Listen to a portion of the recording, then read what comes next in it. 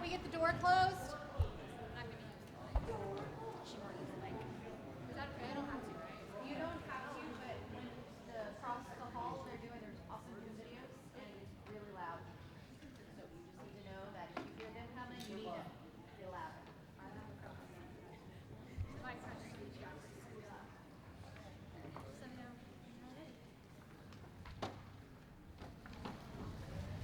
Go, Tiegan.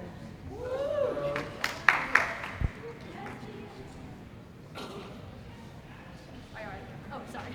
Hi, everyone. My name is Tiegan Keith. I'm from Christian Life Church, located in Columbia, South Carolina, and I'm excited to be presenting to you my short sermon entitled Motto. My scripture references can be found in Jonah 1:3, Isaiah 6:8, and Proverbs 4:10.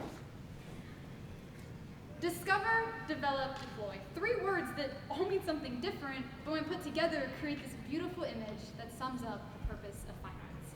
But it doesn't just represent fine arts, it represents something much bigger.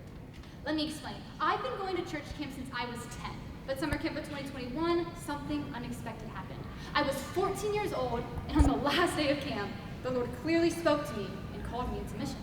Specifically, missions in Africa. And in that moment, I was ecstatic. I thought, I'm going to get to travel and tell people all about Jesus. But all this excitement quickly faded. And although I knew I was called to missions, I chose to ignore it. As time went on, I began to pursue ministry in the church. I began to pursue a potential career within the church as well. And although this sounds great, there was a problem.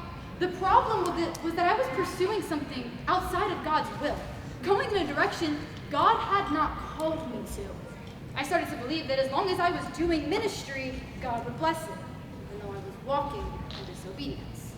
Now, there's a story in the Old Testament that reminds me a lot of my story, and it's the story of Jonah. Now, I know in a room like this, most of you are familiar with this story, and yes, I am aware that it is one of the most used examples of running from a calling, but it's used for a good reason.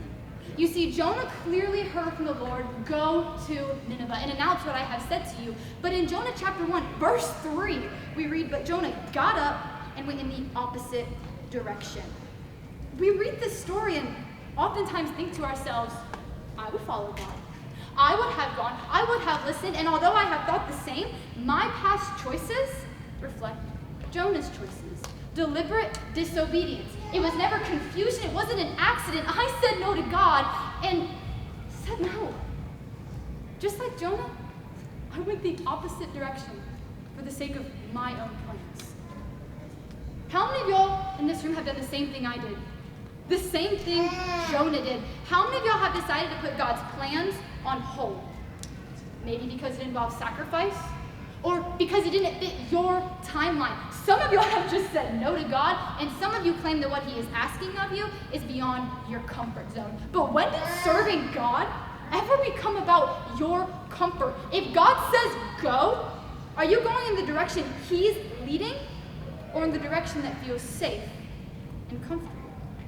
I have wrestled with some of this over the past 5 years, and I can honestly tell you that running from what God had called me into led only to disappointment, dissatisfaction, and delay. Isaiah 6:8 says, then I heard the Lord asking, whom should I send as a messenger to these people? Who will go for us? I said, here I am. Send me. Isaiah is basically saying, deploy me. Use me. I will go, God. I will use the gifts, and I will allow you to discover. I will allow to develop into you, and ultimately deploy into what you have for me. Yeah. You see, it's not just a fine arts motto. It's a life representation of what serving and following God looks like. Go and make disciples is the life motto for all believers. Right. Proverbs 4:25 says, look straight ahead and fix your eyes on what lies before you. So I ask you right now, what lies before you? What is God calling you to? The reality is some of you don't know the answer. But the other side of that is some of you have yet to pray for the answer. And I'm not talking about that simple checklist kind of routine prayer. I'm talking about that down on your knees, crying out to God, asking him, what is your will, God? Yeah. And for those of you in this room who have heard from God, fantastic. But have you made excuses? Or have you said, I will go? Some of you are making excuses right now. I'm not called to be a missionary like you, Tiegan. But here's the thing. You don't have to be called into missions or even into ministry to walk out God's plans for your life. You might not know what God's plans are right now, and that's fine.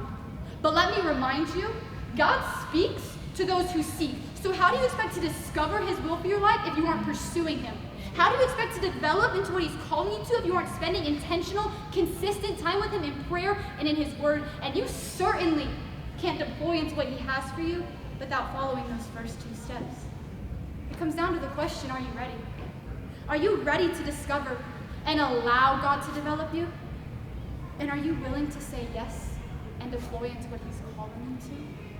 Thank you.